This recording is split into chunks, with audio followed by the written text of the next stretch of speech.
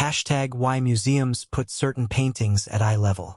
Have you ever walked into a museum and noticed that some paintings seem to demand your attention immediately?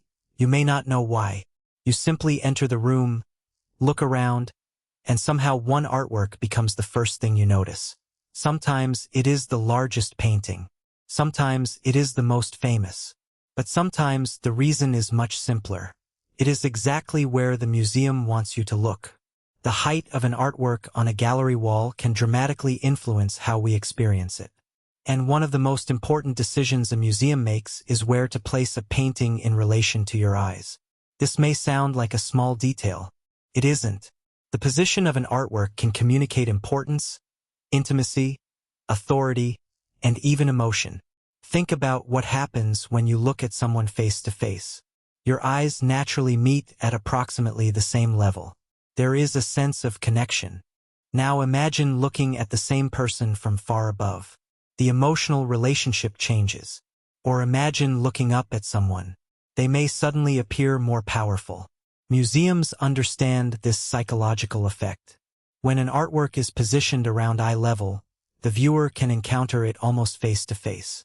This is especially important with portraits. Imagine standing in front of a portrait whose eyes are exactly aligned with yours. The experience can feel surprisingly personal. The painted person may appear to meet your gaze. You are no longer simply looking at an image hanging on a wall. You feel as though you are standing before another human presence. But eye level is not always the same for every artwork. Museums have to consider the size of the painting, the height of the room, the average viewer, the architecture, and the intended experience. There is no single perfect height. In many galleries, curators use the center of the artwork as a reference point. The goal is often to make the artwork comfortable to view without forcing visitors to look dramatically upward or downward. But when a museum places a painting deliberately higher or lower, that decision can become part of the meaning. Consider a monumental religious painting. If it is placed high above the viewer, the effect can be powerful. You may feel as though you are looking toward something greater than yourself. Historically, religious art was often displayed in elevated positions in churches. Paintings and sculptures placed above eye level could create a sense of spiritual authority. The viewer looked upward. The body physically participated in the experience. You were not simply observing. You were looking toward heaven. Now imagine the opposite.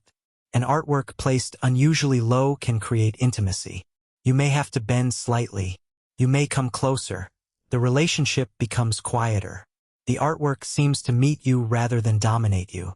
This is especially effective for small paintings. A tiny artwork placed at the correct height can encourage people to slow down. Instead of seeing it while walking past, you approach it. You may lean forward. You may study the details. The museum has changed your behavior without saying a word. This is one of the hidden skills of exhibition design. A gallery is not simply a room filled with art. It is a carefully choreographed experience. Curators think about what you will see first, where you will stand, how far away you will be, what you will see next, and how long you might remain in front of a particular work. The position of a painting can therefore become part of a larger visual hierarchy. Imagine entering a gallery with 20 paintings.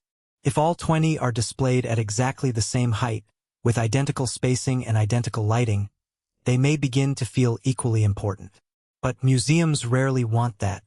Certain works are more significant to the exhibition. Perhaps one is the masterpiece. Perhaps another introduces the central theme. Perhaps a third is particularly fragile. The arrangement helps create a hierarchy. The visitor's eyes begin to understand the hierarchy before reading a single wall label. Large works may dominate. Small works may invite closer attention.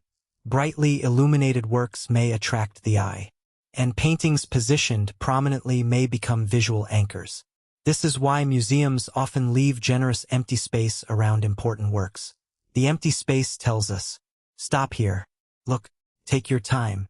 The artwork has room to breathe. This is also why a masterpiece may sometimes hang alone on a wall. The museum could easily place several smaller works beside it. Instead, it gives the artwork space. The space itself communicates value. creates a psychological pause. And then there is the question of distance. A painting can be displayed at a height that works beautifully from several feet away. But when you approach it, you may discover details that were invisible from a distance. This creates two experiences. First, you encounter the overall composition. Then, you move closer and discover the artist's technique. A museum can encourage this movement simply by giving you enough space. And that movement is part of the gallery experience. Think about a large landscape. From far away, you see the entire scene. You notice mountains, sky, people, and architecture. Move closer, and suddenly you see brushstrokes. Tiny marks become visible. The painting changes. But the painting itself has not moved. This is another reason why physical art is different from viewing an image on a phone. In a gallery, your body participates. You determine the distance. You determine the angle. You determine how long you stay. The museum creates the environment, but your movement completes the experience. Interestingly, museums also have to think about children, wheelchair users, older visitors, and people of different heights.